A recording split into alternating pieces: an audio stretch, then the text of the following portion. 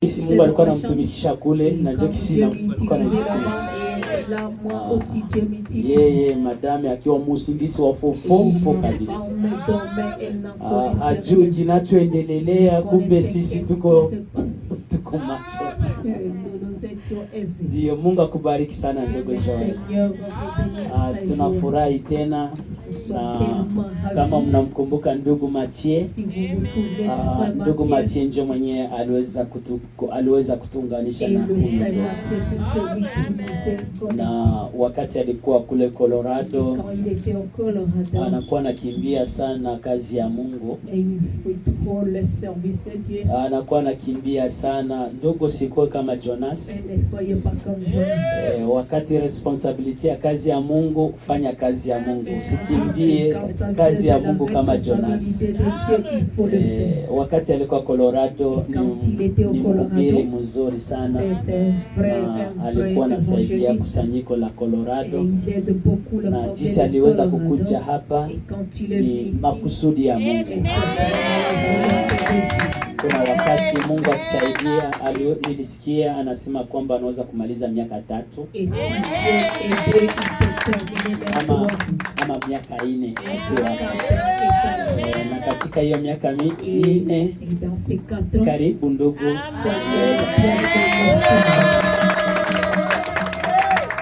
Hiyo Mungu atubariki sana. Tutaweza kuongelea kwa dakika kidogo. Ni mahubiri ambayo inafanana na haya. Wakati ndugu alikuwa na hubiri, nikasema kumbe mahubiri ambayo ameweza kutayarisha inafanana na mahubiri ambayo mimi niliweza kutayarisha. Mimi mahubiri ambayo nimetayarisha ilikuwa Les Jours de l'Éternel. Mahali ambapo bibi harusi wasafiri wanapotayarishwa. Là où l'épouse de Dieu se prépare. Ndugu, tutasimama kwa kuweza kujirefreshire kidogo. Tusome katika kitabu cha Apocalypse. Chapitre 21. Apocalypse chapitre 21, verset 1 à 5.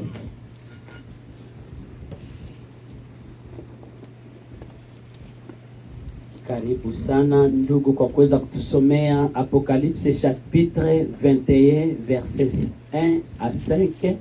Karibu sana kwa usomaji. Tutasoma katika jina la Yesu Kristo. Kisha nikaona mbingu mpya na nchi mpya, kwa maana mbingu za kwanza na nchi ya kwanza zimekwisha kupita, wala hapana bahari tena. Nami nikauona mji ule mtakatifu Yerusalema mpya uliyeshuka kutoka mbinguni kwa Mungu, umewekwa tayari kama bibi arusi aliyekwisha kupambwa kwa mumewe. Amen. Nikasikia sauti kubwa kutoka katika kile kiti cha enzi ikisema, tazama, maskani ya Mungu ni pamoja na mwanadamu, naye atafanya maskani yake pamoja nao. Nao watakuwa watu wake, naye Mungu mwenyewe atakuwa pamoja nao.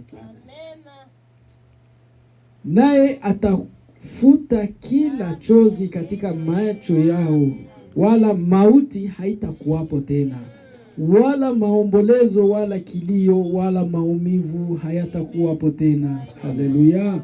Kwa kuwa mambo ya kwanza yamekwisha kupita. Na yeye aketie juu ya kile kiti cha enzi akasema, tazama, na yafanya yote kuwa mapya. Akaniambia, andika ya kwamba maneno hayo ni amina na kweli. Amen. Amen. Tuombe. Mungu Baba, katika jina lako Yesu Kristo, tunakukaribisha uwe pamoja nasi katika ibada yetu. Haleluya. Tumekwisha kusikia neno kwa ajili ya msafiri, mgeni na kwetu mbinguni. Na hivi tunaenda kuzungumza kwa ajili ya siku ya Bwana. Haleluya. Mahali ambapo umeweza kutayarishia wale wasafiri, Haleluya. wale wageni ambao kuna mji ambayo umewatayarishia. Haleluya. Kwa hiyo zungumza nasi kwa muda mdogo ambao tutakuwa nao. Amen. Bariki neno lako, bariki mhubiri, tengeneze Bwana na utufanye tayari. Amen. Tutoke hapa tumekutana nawe, tutasema jina lako libarikiwe. Haleluya. Tunajikabidhi mikononi mwako, ni katika jina la Bwana wetu Yesu Kristo. Amen. Amen.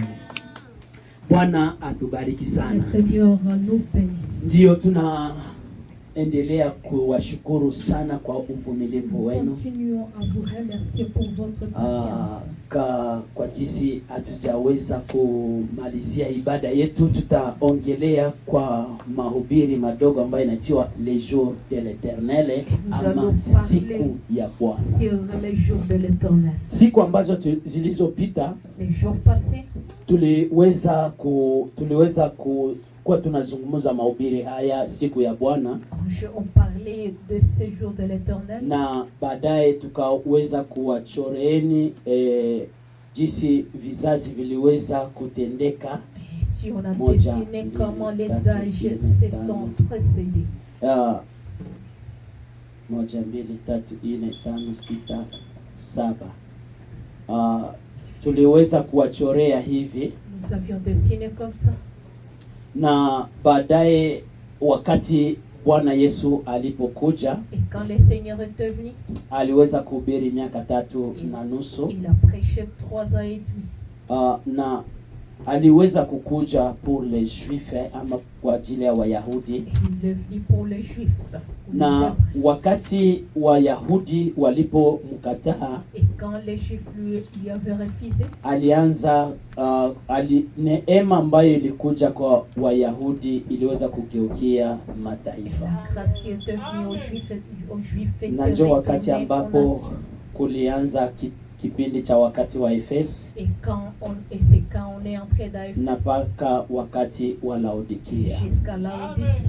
Na ndio wakati ambapo neema ilianza kutembea katika watu wa mataifa. Et ça, c'est quand la grâce a commencé à marcher parmi les nations. Paulo akaanza kuhubiri, Paul a commencé à prêcher. baadaye Ireneo akaingia, Ensuite Irénée est venu. baadaye Martin akaweza kuingia, Martin est venu. baadaye Kolumba akaanza kuingia, Colombe na est venu. Luther akaingia Luther est venu. pamoja na Wesley. Et Wesley. Na hii wakati ni wakati wa 7, wakati wa septième, mwisho. au Na dernier ndugu Branham anasema wasafiri wageni ambao waliweza kutafuta moja ile wakati walikuwa wanazani kama Yesu atakuja leo, lakini kwa sababu Mungu ni perfection na anakuwa anatembea katika namba 7,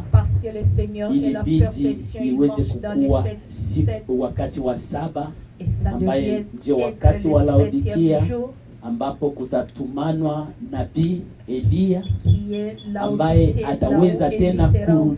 ataweza kurudisha katika ile mafundisho ya kwanza, mafundisho ya wa mitume na mafundisho ya Paulo. Ndugu Branham anasema baada ya huyu mjumbe kuweza kukuja, mwii wakati wa 7 ndio kutakuwa kunyakuliwa. Na baada ya kuweza kunyakuliwa, watu ambao watanyakuliwa ni wale ambao waliweza kumsikia huyu mjumbe. Huyu mjumbe alikuja kama Eliezer, akija kuweza kuchumbia bibi harusi, na watu ambao wataweza kumsikia huyu nabii njo ataweza kupresente epouse kwa Jésus Kristo, na kusema ya kwamba wale ambao nilienda kuchumbia njo awa Bwana, sio mimi ndiye Eliezer, sio Baruti ndio Eliezer, sio Dioka ndio Eliezer, sio wengine ndio Eliezer, bali mtu mmoja ni ndugu Branham. Wakati ataweza kutupresente, ndio atasema Bwana, kazi ambayo niliweza kufanya ndio hawa. Na baadaye tutaingia katika kunyakuliwa, tunaingia katika annonce de l'agneau. Tumesikia enlèvement Jumapili ambayo imepita. Hii ujumbe ndugu Branham anasema ya kwamba itaweza kupokezana. Hii ujumbe ambayo tuko tunasikia, neema grace ambayo tuko tunasikia itaweza kurudilia kwa Wayahudi tena. Na hapa kwa Wayahudi ujumbe itaweza tena kuhubiriwa miaka 3.5. Katika mataifa itakuwa ni grande tribulation, lakini kwa Wayahudi itakuwa ni grace. Mungu atubariki sana. Njoo ndugu Branham anasema baada ya hii miaka 3.5, najua hatuwezi kurudilia, tayari tumesha wafundisheni. Na njoo wakati ambapo mnyama ataweza kujidhihirisha, tutaweza kujua ya kwamba kumbe huyu njoo mnyama, watu ambao watabaki hapa. Tasema kumbe kanisa Katolika njoo ilikuwa ile mnyama, kumbe alama ya minyama ilikuwa ni hizi zingine madhehebu. Wataweza kusaka watu ambao walikuwa wanawatukana, wataenda kutafuta wale watu ambao walikuwa wanawauzi, na njoo wakati ambapo watakufa kwa ajili ya damu yao. Mungu atusaidie sana. Na baada ya hii miaka 3.5 ambapo kutakuwa Musa na Elia ambao wataweza kuleta ujumbe kwa Israel, na baada ya hii miaka 3.5 ndio inakuwa vita vya Armageddon. Na hii vita vya Armageddon ndio vita vya 3 vya dunia. Ndio vita ambavyo ndugu Branham anasema itakuwa ni vita vimoja ambavyo itasababisha moto mkali, moto aseme itakuwa ni volcano ambayo itakuwa ya hali ya juu sana. Yani uko angani kutakuwa moto, duniani itakuwa moto, katika maji itakuwa moto, kwa sababu itasafisha dunia mzima kwa ajili ya kuweza kutayarisha ili tuweze kukuja kutawala miaka 1000. Mungu atubariki. Ndugu Branham anasema katika hii utawala wa miaka 1000 baada ya Armageddon, hapa tunaingia katika mila. Na hii miaka 1000 ndugu Branham anasema ya kwamba tutaanza kutawala ile utawala wa miaka 1000. Anasema utawala wa miaka 1000 ni tofauti na Yerusalemu mpya. Msikompare kama miaka 1000 ndio Yerusalemu mpya, hapana. Yani hii miaka 1000 itakuwa ni wakati ambapo bibi harusi atakuja na kuweza kustarehe, akipumzika kwa kazi ambazo aliweza kufanya. Na baada ya hii miaka 1000 ndio kutakuwa le jugement. Mungu atubariki sana. Baada ya jugement ambapo Mungu atabagua kondoo na mbuzi, baada ya hii jugement ndio baadaye tunaingia ku 8e jour. Après ce jugement, le Seigneur va choisir. 8e jour, ndugu Branham anasema le mouton et le ndio tunaingia mu eternite. Mungu atubariki sana. Ndugu Branham anasema hapa katika kitabu les jours de victoire. Tatu fasiria Kiswahili. Ndugu Branham anasema, tuko pamoja. Ndugu Branham anasema paragraphe 13. Mais vous savez, lakini munajua, je pense à un jour où, nawaza kwa siku yenye, quand on se rencontrera, wakati tutakutana, on ne se dira plus au revoir. Tutambiana katena bye. On ne dira plus ça me fait plaisir de vous voir. Tutasema katena ni furaha. J'espère que vous reviendrez. Nawaza tena mtafika yako. Alors qu'ici, On va peut-être passer 2 heures ensemble. Là-bas, on pourra peut-être qu'on va s'asseoir et discuter pendant 1 million d'années. Si le temps existe encore.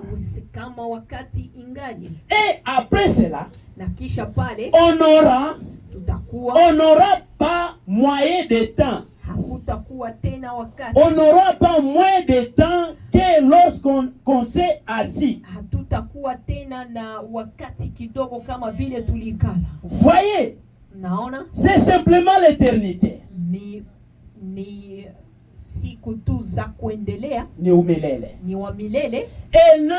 Elle n'a pas de fin.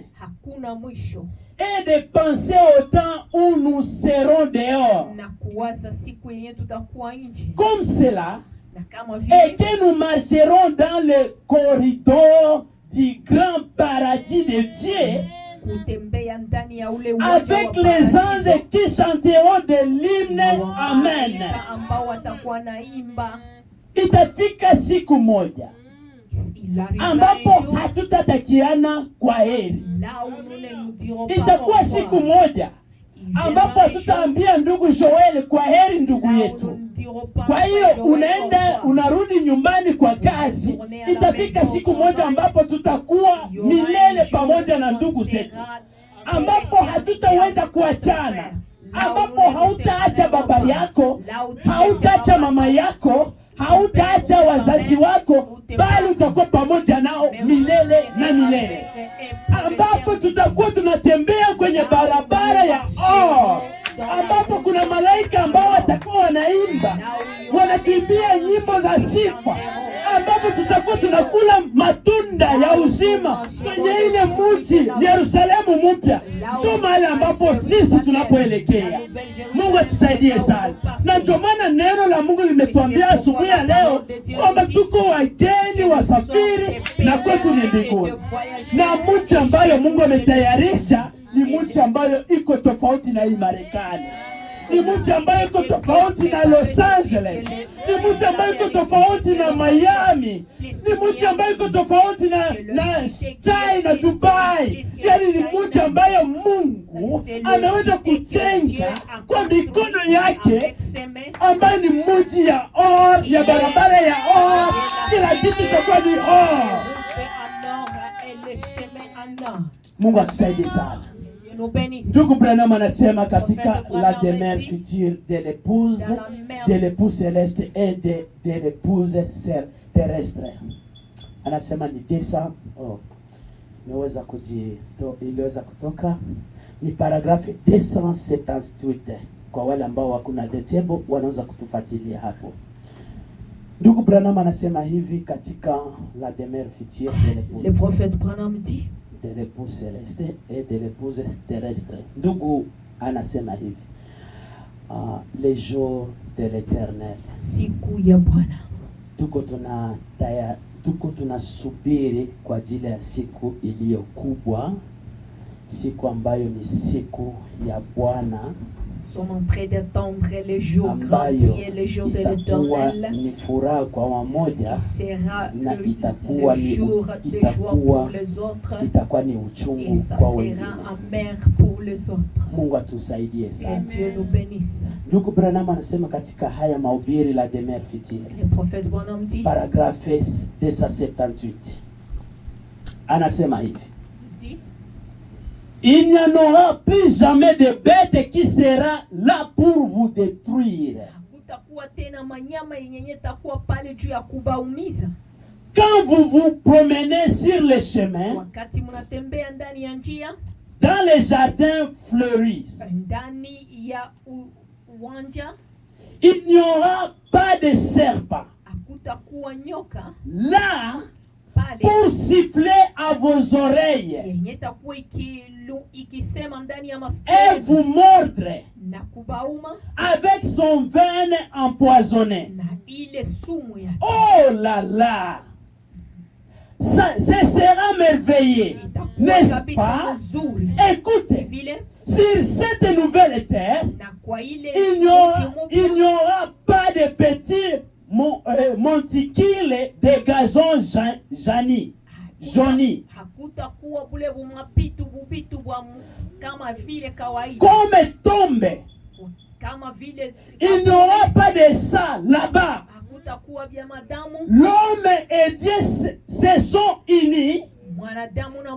L'épouse et l'époux. Les cieux et la terre se sont embrassés. Dieu est descendu habiter parmi les hommes. Son tabernacle avec et amen. Mungu pamoja na wanadamu watakuwa wanaishi pamoja. Yerusalemu mpya ambayo Mungu alienda kutayarisha haitakuwa mbinguni, bali itakuwa hapa kudunia.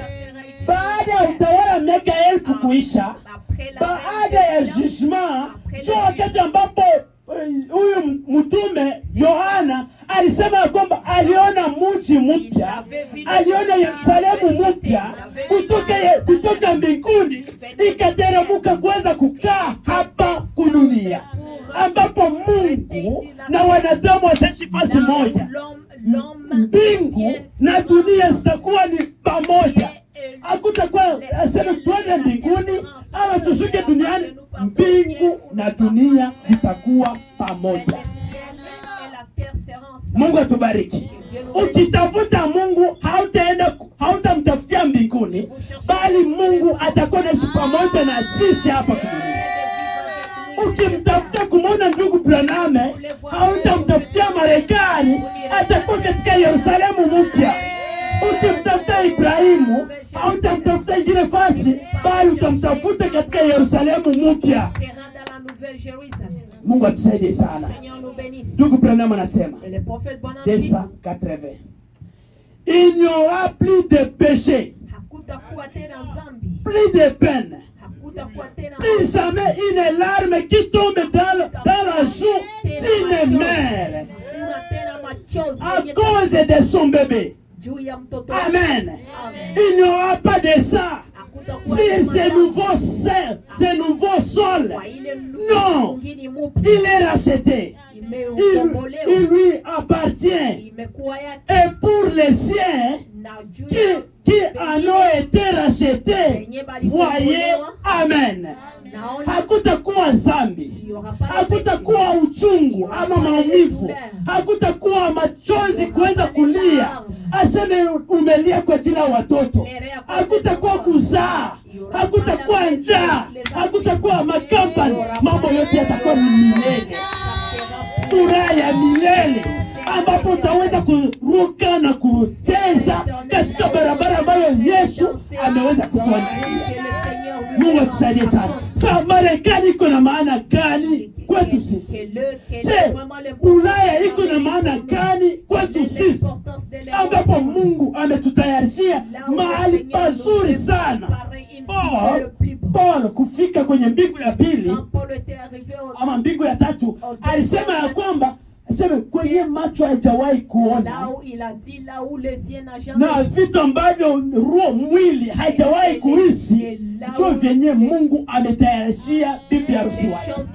Ndugu Branham wakati alipofika au-delà du rideau du temps, wakati alipoona wandugu na wadada wanakuja kumwambrase, alisema ya kwamba Marekani iko kama pubele, iko kama garbage.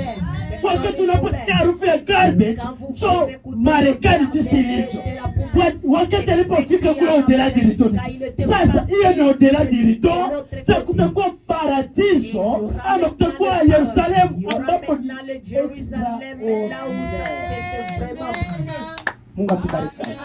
Je, hupende kuingia katika mji huu? Je, haupende kutafuta mji huu? Haupende kuweza kukuja kuishi katika pamoja na bibi harusi katika mji huu? Mungu atusaidie sana. Ndugu Branham anasema question réponse numéro 2. Ndugu Branham anasema hivi, hatutakawia sana, mengine tunaweza kusikiliza. Mzee huko unajisikiaje? Papa, comment vous vous sentez là-bas? Amelala vibaya, hali yake ilikuwa vibaya. Il n'a pas bien dormi. Son état de santé n'était pas tellement bon. Le Seigneur va t'aider. Question et réponse partie 2. Na ni 1964. Njoo ndugu Branham anasema hivi. Tusikie kwa makini. Écoutez attentivement. Wakati unapoingia mu business, quand nous entrons dans le business, kuna kwaka vitu ambavyo vinakuwa muhimu sana, watu wanakuwa wanakufunza. Il y a des choses que on t'enseigne. Na wakati unapoingia ile vitu vilivyo muhimu ambavyo utaenda kusaidia watu wengine, quand vous entrez dans des choses que vous unakuwa nafuatilia sana. Sasa na sisi tumefundishwa mahubiri mengi. Tusike sasa muhimu yale mahubiri ambayo tunaweza kufundisha. Tuko pamoja. Ndio maana usiache shetani aweze kukuuia zamu na kukupatia usingizi. Ndugu Branham anasema hivi. Les lions et l'agneau coucheront. Simba na taga batala na mwana kondoo. Simba na mwana kondoo watakuwa pamoja. Coucheront l'un près de l'autre. Kuwa pasi kabisa pamoja. Les lions, comme les bœufs, kama vile ngombe, mangera de la palle. Watakuwa wanakula. L'ours sera doux. Dubu. Na dubu itakuwa mpole. Itakuwa kabisa mpole. Et le loup sera apprivoisé. Na ile loup itakuwa kabisa kama vile voisin. Yeah. Quel temps merveilleuse ce sera. Itakuwa sagani kabisa ya mzuri. Il ne se fera ni tort ni dommage. Batafanyana kabisa mubaya. Tout sera en paix et dans l'amour. Il n'y aura plus de vieillesse. Il n'y aura plus de maladie, plus de mort. Amen. Katika moja ambayo Mungu ametutayarishia, hakutakuwa uzee, hakutakuwa magonjwa, hakutakuwa na kifo. Kuna wakati ambapo tunakuwa tunazaliwa na baadaye tunakoma, na wakati tunazeeka na baadaye tunakufa. Lakini katika mji ambayo Mungu ametutayarishia, hakutakuwa uzee, hakutakuwa magonjwa, na hakutakuwa na kifo. Itakuwa ni uzima wa milele. Mungu atubariki sana. De mère futures de l'épouse céleste et de l'épouse terrestre. Ndugu Branham anasema hivi. Remarquez, angalia, plus de tombes, hakuna tena makaburi, plus de larmes versées, hakuna tena machozi ya kumwangika, jamais plus, hakuna tena plus d'effusion de sang, hakuna tena kuongezeana damu, hakuna tena makuongezeana damu. Il ne sera plus jamais mouillé par une larme versée, hakuna tena kulia ou par du sang. Wala damu. Non. Hakuna. Il n'y aura plus de guerre. Hakutakuwa tena. Non. Plus de nuages d'hiver. Hakutakuwa tena. Plus de nuages glacés sur son sein. Il s'en déposera plus jamais dessus. La chaleur du soleil n'éblouira jamais son gazon. Alléluia. Même le désert produira des roses. Ce vieux désert, il est désert ya zamani. Jangwa ya zamani. Plus de piquant fleurira un jour comme une rose. Dieu l'a dit, quand elle sera rachetée, quand elle aura son baptême de feu. À ce moment, il y a toutes sortes de cactus et d'épines. d'épinier sijou. Et tout là-bas. Mais il y a un baptême de feu qui l'attend. Amen. Kuna wakati ambapo il y a un temps, hii desert ya Sahara, le désert de Sahara, itaweza kuleta maua. Apportera le fleur. Desert ambayo unaweza kuenda huko Asia, le désert là où ambapo kuna jua. Ile desert siku moja itaota majani. Itakuwa siku moja ambapo jua haitakuchoma. Itakuwa siku moja ambapo hautaweza utatembea katika pori. Hakutakuwa na miba ambayo itakuumiza. Itakuwa siku moja ambapo fursa haitaingia mguuni. Itakuwa siku moja chawa haitaingia kwenye nywele zako. Itakuwa siku moja ambapo hutaweza kulala na kuota mandoto mabaya. Mambo yote hayo yatakuwa yanakwisha, kwa sababu wakati Mungu atachoma dunia, kila pepo, kila maradhi, kila kitu yote itaweza kuchomwa na milele havitaonekana, kwa sababu itakuwa ni Mungu mtakatifu pamoja na bibi harusi watakatifu ambao watarithi katika mji ambayo Mungu anaweza kutayarishia dunia, anaweza kutayarishia watu wake. Je, hatupendi kuweza kuingia katika mji huu? Je, hatupendi kuweza kutafuta kuingia katika mji huu? Nous ne voulons pas chercher d'entrer dans ces cités. Mungu tubariki sana. Ndugu Branham anasema katika mahubiri ambayo inatiwa kufanya mlango, making a way.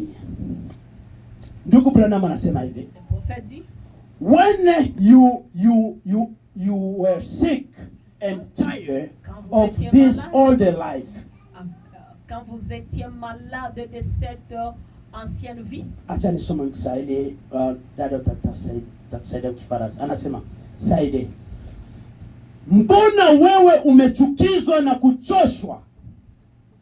Mais comment toi tu es fatigué et épuisé na maisha haya ya kale, avec cette ancienne vie, na utakupenda kule kufunuliwa kwa Bwana Yesu, na utapenda kufunuliwa kwa Bwana Yesu. Vous aimerez être révélé par le Seigneur zaidi na unavyopenda chakula, puisque quand vous aimez la nourriture, unavyopenda chakula chako, quand vous aimez la nourriture mezani, sur la table, ama mkeo, ou bien ta femme, ama watoto wako, ou bien tes enfants, basi umewekewa taji. Vous aviez eu la gloire, si taji, c'est pas la gloire, taji ya dhahabu kuwekwa kichwani mwako.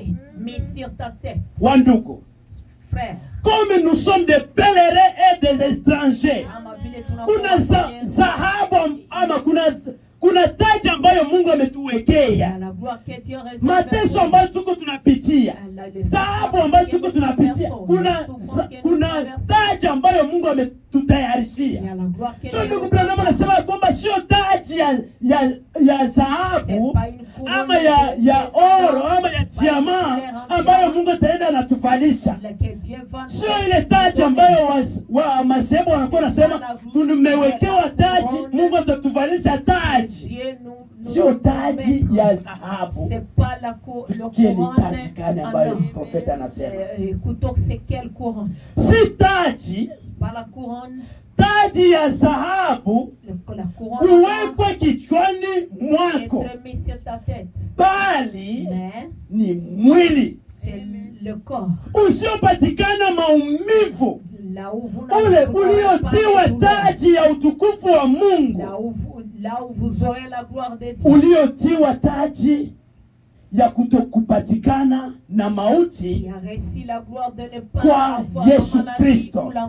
Hiyo ndiyo uliowekewa, ambayo Bwana hakimu mwenye haki atakupa siku ile.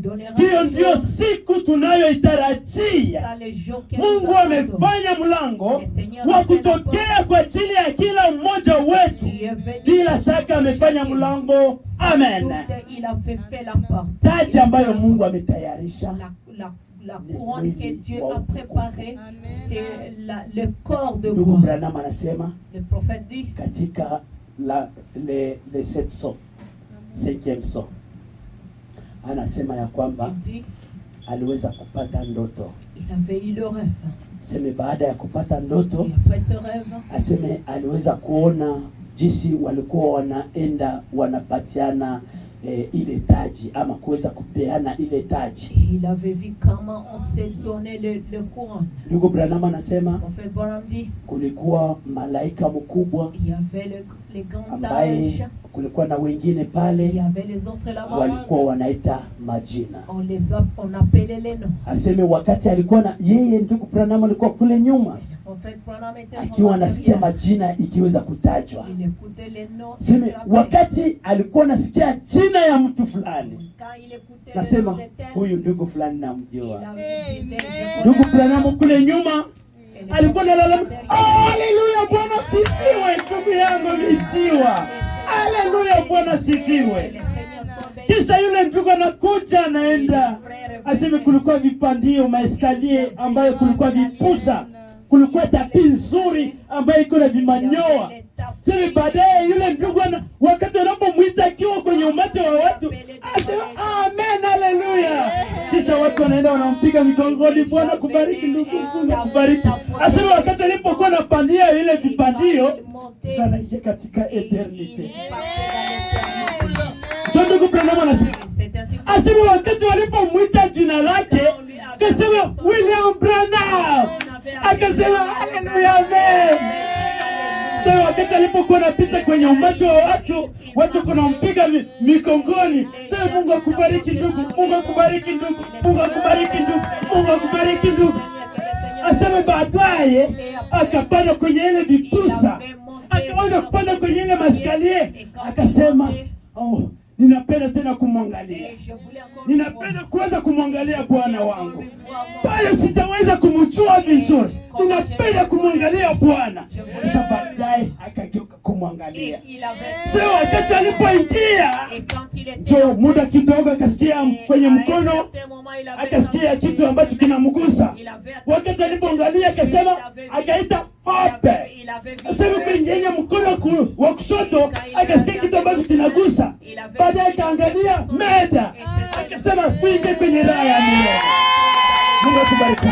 Sasa wakati ambapo itakuwa siku moja ambapo majina yetu itaitwa, tunaingia kwenye Yerusalemu mpya, tukiwa na familia zetu, tukiwa na baba, tukiwa na mama. Haijalishi kwamba bwana yako amekuacha, anakusubiria kule ngambo. Haijalishi kwamba watoto wako wamekuacha, wanakusubiria kule ngambo. Itafika siku moja utakaa pamoja na watoto wako milele, hamtaachana. Mungu atubariki sana. Mwili ambayo Mungu ametayarisha, taji ambayo Mungu ametayarisha ni mwili. Asema wakati alikuwa naona wanaitiwa, anaona wanabadilishwa, wanapewa mwili wa utukufu, na baadaye wanaingia kwenye Yerusalemu. Kuna vitu vizuri sana ambavyo Mungu ametayarisha Yerusalemu, que le Seigneur a préparé pour nous dans la nouvelle Jérusalem. Ndugu Branham anasema, le prophète Branham dit, la demeure future de l'époux 412 anasema, et c'est ici, et c'est ici à l'intérieur que les rachetés demeureront. Ça, là, les avenues et les grandes autoroutes, pour ainsi dire, des parcs et les fleuves de la vie passera. Muto, les fleuves, Muto, kama fleuve Congo, fleuve Nile, fleuve Mississippi, Muto. Pitatoka wapi? Mungu atubariki. Des parcs, majardins, et le fleuve de la vie passera. Coulera à travers. Et chaque maison sera faite en or transparent. Tunaishi katika manyumba ya makarton, lakini manyumba ambayo Mungu ametayarisha ni or. Nyumba yako ambayo Mungu ametayarisha kule mbinguni ni or. Sio hii nyumba za makarton hapa ambapo kuna mavijidudu. Kwenye Mungu ametayarisha ni nyumba ya or. Mungu atubariki. Kila mtu atakuwa na apartment yake na familia yake. Kila mtu atakuwa na sehemu yake. Ni sehemu pakubwa sana. Tuko na Branham anasema hiyo Yerusalemu mpya inalingana na nusu Marekani, ambapo hakuna bahari, hakuna milima, hakuna bonde, hakuna jangwa. Sehemu ni kubwa sana. Na anasema ya kwamba Yerusalemu itaweza kuokipe pale ambapo ile Jardin de Dieu ilikuwa. Hii Mairane, Mairake, Majerusalemu, hii Misri yote, parti yote ndio kwenye Yerusalemu itakuwa pale. Mungu atubariki sana. Ndio maana Ibrahimu alienda na tafuta ile mji, alikuwa anatafuta mji ambapo pale kwenye alikuwa anatafuta, na ndio kwenye Yerusalemu mpya itajengwa, ndio kwenye itakuwa installed, ambapo hii mamere Mediterranean itakuwa zinakaushwa, mamere Rusi itakuwa zinakaushwa, ile majangwa yote itakuwa na fleurir, yani majani na mali pazuri sana. Mungu atubariki sana. Ndugu Branham anasema, et chaque maison sera faite en or transparent. Kila nyumba itafanyika na or. Et les rues seront faites en or. Les rues, barabara. Kutembea kwenye barabara. Mji gani ambayo hapa Marekani ama hapa kudunia kwenye imetengenezwa na or? Ndugu, Dubai pana jengo pako mabarabara za or. Europe. Sisi kuna fasi kwenye hata yule Kizigenza wa Russia. Je, kuna nafasi kwenye ameweza kutengeneza kwenye kuna barabara ya or kwenye Mungu ametayarisha bibi harusi. Les seront en or. Tuko tunapumbazwa na hii maisha ya Marekani na umanyumba wa Marekani wa makarto, na Mungu ametutayarisha mahali pazuri. Tukufe pamoja naye, tuishi pamoja naye, kwa sababu Mungu ametutayarisha mahali pazuri sana, kwenye ambapo hautakufa, mahali ambapo hautazeeka, mahali ambapo hutaweza kukua na njaa, mahali ambapo hutaweza kuamuka kwenda kwenye kampani, mahali ambapo hutaweza kujifunza lugha ili uweze kupata kazi, mahali mambo yote yatakuwa yanaisha. Tazama wakati ambapo watoto wanapoamuka na kanisa wanamuka wanaenda kwa masomo, itafika wakati ambapo watoto hawataamuka, watakaa kwenye raya. Hatupendi mahali hapa watu. Nini ambayo inaweza kututenga sasa na upendo ya mji huu? Mungu atusaidie sana. Et les rues seront faites en or. Et les arbres de vie seront là. Miti ya uzima itakuwa kule. Et ils porteront 12 sortes de fruits.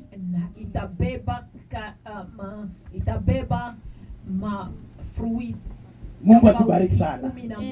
Mji ambayo inatengenezwa kama piramidi. Mungu atubariki. Kisha hapa Yesu njoo atakuwa hapa. Yesu atakuwa hapa. Kisha hapa kwenye trone kutakuwa jardin, kutakuwa mto, le fleuve de vie,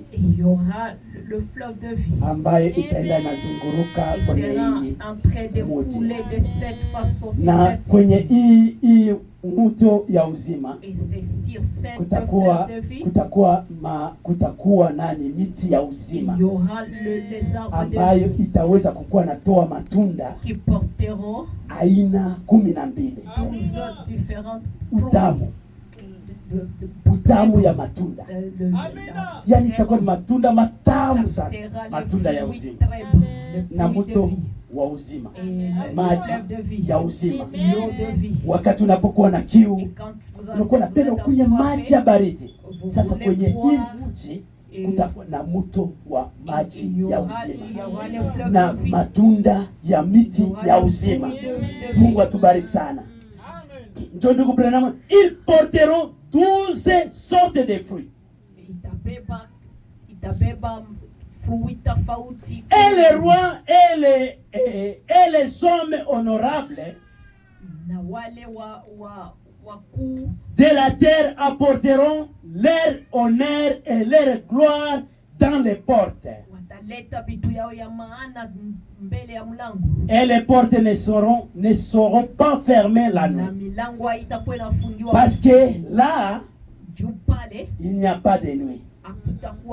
Dans cette ville où l'agneau est la lumière, usiku haitakuwa kwenye hii mji.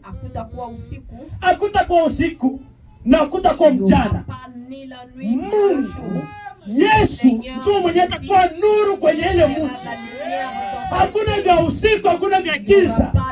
Ukumbuke wakati Daniel Kirea alipofika uweponi mwa Bwana, ndugu Branham anasema jinsi alikuwa anasonga na ndio kisimwangaza alikuwa inazidi. Asema wakati mwangaza ya jua ilikuwa ni giza, na kwenye hii mji Yerusalemu mpya Bwana Yesu ndiye atakuwa mwangaza wa hii mji. Hakutakuwa giza, hakutakuwa usiku, hakuna mchoko. Asema nimetumika, hakuna magazi kule, hakutakuwa sema vya kuzaa kule, yote takuwa vinaisha. Washene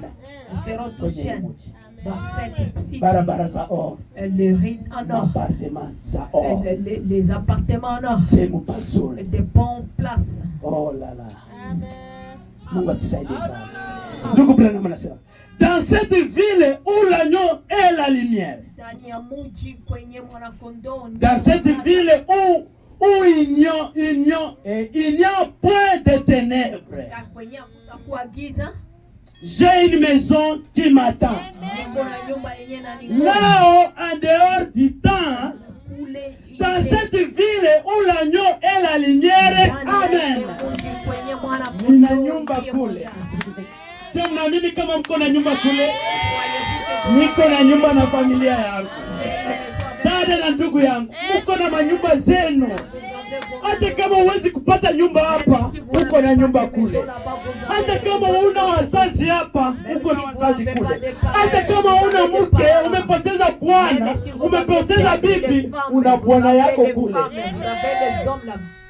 Watoto wote umezaa, watoto wamekufa, uko na watoto kule. Watoto wako wanakusubiria kule. Kama jinsi Sharon Rose aliweza kumwambia, aliwaambia baba, baba karibu.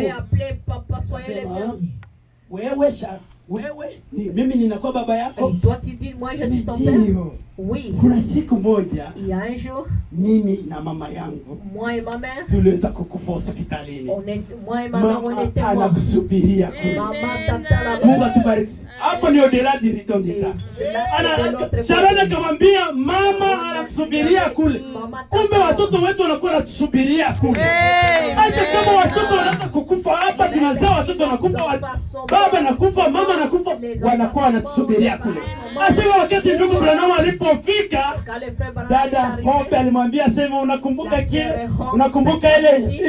ile fauteuil ambayo niwezaka kurente wakati moja, na kisha ile proprietaire ya ile fauteuil akakuja kuichukua. Hapa kuna fauteuil ambapo hakutakuwa mtu ambaye ataweza kuichukua. Amen.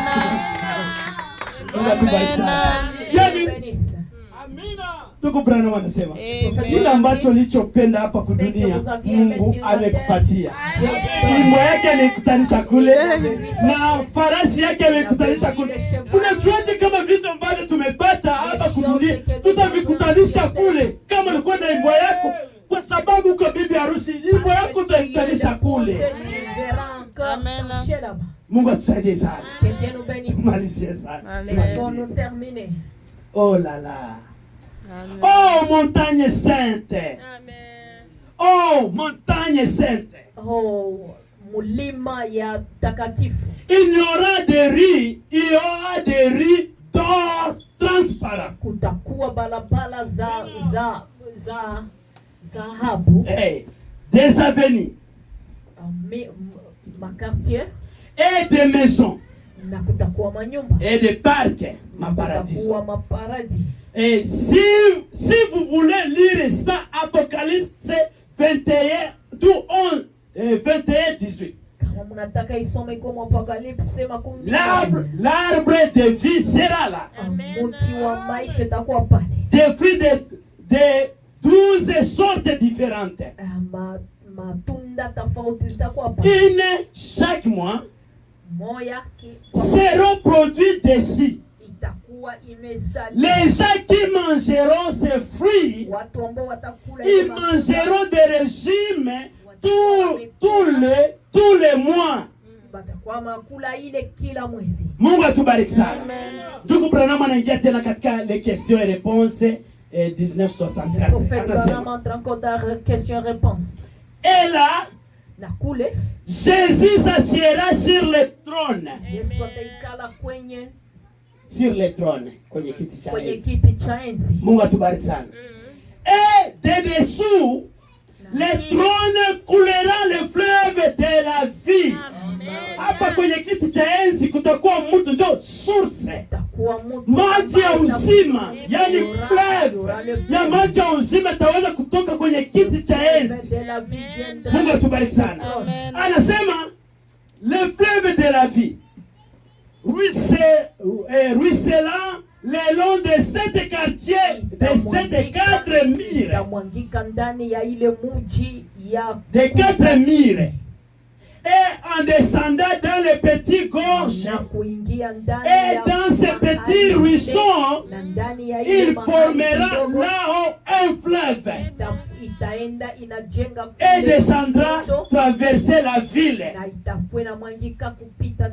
Il coulera le long des riz comme ça. Et sur les deux bords se trouvent les arbres de vie qui porteront ou qui donneront un fruit différent tous les 30 jours. Oh, quelle ville! Mungu atubariki sana. La ville avec le trône au sommet. Apocalypse 21-23. Ils n'ont pas besoin de lumière. Car l'agneau et le Seigneur Dieu en est la lumière. Voyez, le Seigneur Dieu et cette colonne de feu qui a suivi les enfants d'Israël à travers le désert. Il est monté sur le trône. Sur le trône. Dans ce royaume parfait. Quand le temps, le royaume que Jésus va remettre au Père, afin que Dieu soit tout et en tout. Jésus est assis sur son trône ici, comme notre Joseph. Et le roi est cette lumière qui sera au sommet de la montagne de Sion. Et sa lumière sainte envahira la ville tout entière. Alléluia. Yesu ambaye atakuwa hapa ndio ataweza kuangaza. Sera la lumière qui éclairera cette cité. Mungu atubariki. Que le Seigneur nous bénisse. Kuna wakati tunaweza kusema kwamba mbona itakuwa ni kidogo. Quelquefois nous pouvons dire que ça sera petit. Hiyo mji itakuwa nusu Marekani. Sera moitié Amérique. Hakutakuwa bahari. Il y aura pas l'eau. Il y aura pas de vallée. Il y aura pas de montagne. Nusu ça Marekani. sera le cité. yani kubwa sana. C'est très grand. 2400 km. Tena itakuwa ni yani mji upande na upande vyote vinalingana. De côté ça sera grand. Mungu atubariki. Que le Seigneur nous bénisse. Tumalizie hapa. On va terminer ici. Nilikuwa nataka kuruka lakini naona tunamalizia hapa question réponse. Laissons terminer ici. Ndugu Branham anasema hivi. Au sommet de la montagne de Sion se tiendra l'agneau. Tunaenda kumalizia. Et la ville n'aura pas besoin de lumière. Car l'agneau est son flambeau. Et au-dessus de l'agneau, il y aura le Père qui est le Logos, Dieu, la grande lumière, la lumière éternelle qui brûlera juste au-dessus du trône. Et Jésus ne sera pas sur le trône de son Père. Il sera sur son propre trône. Le Père planera au-dessus du Fils. En effet, le Père et le Fils seront un. Mungu atubariki. Mungu Yesu ataweza kusema Bwana, ile kazi yote nimemaliza. Kwa sababu Mungu na Yesu ni ule mtu mmoja. Na wote yeye ambaye ni yule ambaye amebadilisha kinyago ndio mwenye atakuwa nuru ya ile Yerusalemu mpya. Avant qu'ils aient cessé de parler, j'exaucerai. Avant qu'ils pensent, je penserai pour eux. C'est vrai. Et Jésus remettra un ange parfait. Wakati mkamilifu. Parfait. Au Dieu vivant parfait. Ange qu'il a racheté. Et qu'il remet entre les mains du Père. Parfait. Il remettra à Dieu le Père, lequel est l'esprit, non un homme, mais esprit, toute bonté réunie dans son essence, c'est Dieu dans la bonté. Or, tout ce qui a été perverti, de ce qui était bon, correspond au mal. C'est le royaume de Satan. Tout ce qui est bon appartient à Dieu. Tout ce qui est mal appartient au bon point. Amen. Mungu abariki neno lake. Dieu bénisse sa parole au nom de Jésus.